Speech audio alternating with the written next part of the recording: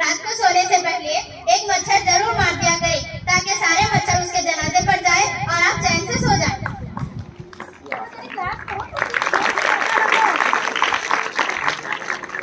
Doctor, कल से कोई तकलीफ तो नहीं हुई?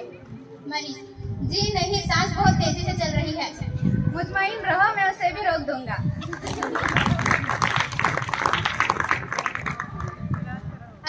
फकीर, अरे पापा कुछ खाने को दे दो, बहुत भूखा हूँ। 100 रुपए निकालते हुए 50 रुपए है तुम्हारे पास? खुशी से: जी हाँ है। पहले उसे खर्च कर लो।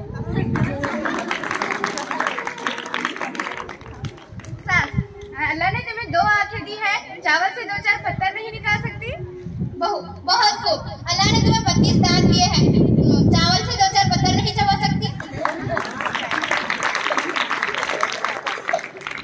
टीचर, बताओ कायनात कितनी लंबी है?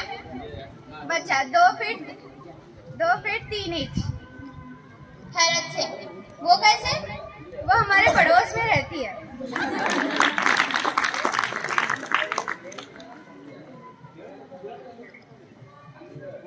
डॉक्टर, आपके पास 2 घंटे रह गए हैं, मरने से पहले किसको देखना चाहोगे? मरीज: जी हाँ, किसी अच्छे डॉक्टर को।